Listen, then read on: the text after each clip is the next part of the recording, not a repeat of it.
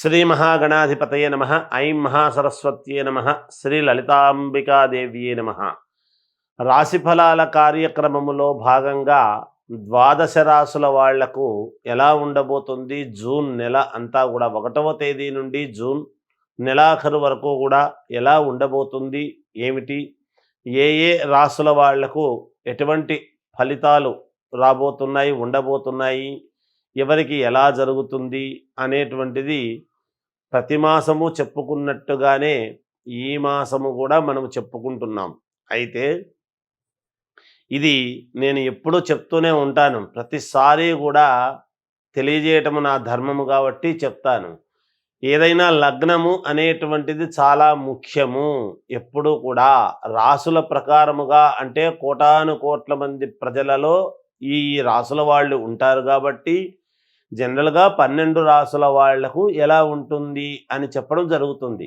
అయితే ఇది వ్యక్తిగతంగా చూసుకునేటువంటి వాళ్ళు ప్రతి ఒక్కరూ కూడా మీ లగ్నం ఏమిటి, మీ లగ్నానికి మిగతా గ్రహాలు అన్నీ కూడా ఎక్కడ ఏమేమి ఉన్నాయి, ఏమిటి అనేటువంటిది కనుక ఒక్కసారి మీరు చూసుకున్నట్టయితే అప్పుడు మీ వ్యక్తిగతమైనటువంటి ఫలితాలు ఎలా ఉండబోతాయి అనేటువంటిది చాలా వరకు ప్రామాణికమవుతుంది. అది తెలుసుకోవాలి అంటే ముందు మీరు ఏ లగ్నంలో పుట్టారు అనేది అవసరం. అయితే ఇప్పుడు 12 రాసుల లాగానే మేషలగ్నమా, వృషభ లగ్నమా, ఇలా ఫలానా లగ్నం అనేది ఉంటుంది. ఆ లగ్నానికి మిగతా గ్రహాలన్నీ ఎక్కడున్నాయి, ఎక్కడ ఉండబోతున్నాయి అనేటువంటిది గనక తెలుసుకోగలిగితే మీకు నచ్చినటువంటి, మీకు దగ్గరలో ఉన్నటువంటి అర్చక స్వాములు కావచ్చు, అంటే జ్యోతిష పండితులు కావచ్చు, మీ సౌకర్యాన్ని బట్టి మీరు అది ఎప్పుడైతే తెలుసుకుంటారో అప్పుడు మీకు పూర్ణముగా తెలుస్తుంది అనేటువంటిది నేను చెప్పబోయేటువంటి మాట. అయితే నేను ఎప్పుడూ చాలామంది నాకు ఫోన్లు చేస్తూ ఉన్నారు, గురువుగారు మీరు చెప్పింది చెప్పినట్టుగా రాశిఫలాలు జరుగుతున్నాయి అని. ఖచ్చితంగా ఎక్కువ శాతము 90% నేను చెప్పినవే మీకు ఉండిపోతాయి, ఖచ్చితంగా జరుగుతాయి, అందులో ఎటువంటి సందేహము లేదు.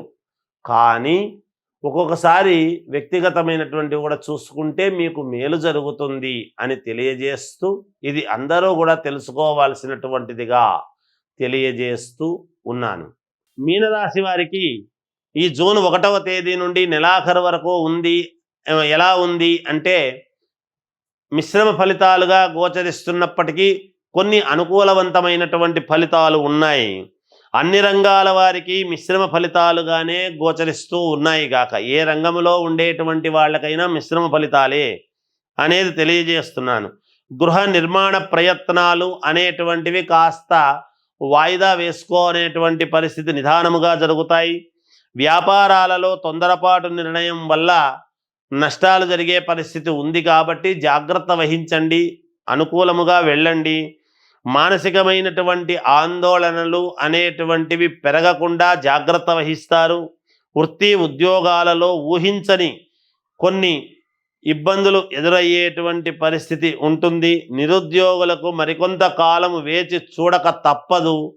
నేత్ర శిరో సంబంధమైనటువంటి చిన్న చిన్న ఏవో సమస్యలు రావచ్చు అనేటువంటిది గ్రహాల యొక్క మూలముగా తెలుస్తూ ఉన్నది.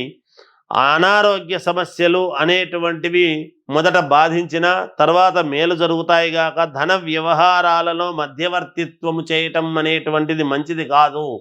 ఎవరికైనా ధనము ఇవ్వాల్సినటువంటి చోట మధ్యవర్తిత్వం ఉండి పూచి ఉండటం చేయటము, ఇలాంటి పనులు చేయొద్దండి, మేలు జరుగుతుంది. ఏదైనా స్థిరాస్తులకు సంబంధించినటువంటి విషయంలో కావచ్చు, గృహ నిర్మాణ వ్యవహారాలలో కానీ కాస్త చిన్న చిన్న పనులు కానీ లేదా రిపేరీలు కానీ చేసుకునేటువంటి పరిస్థితులు రావచ్చు. అంతేకాకుండా సోదర సోదరీమణులతో కాస్త చిన్నపాటి మనస్పర్ధలు అనేటువంటివి కూడా ఏర్పడవచ్చును.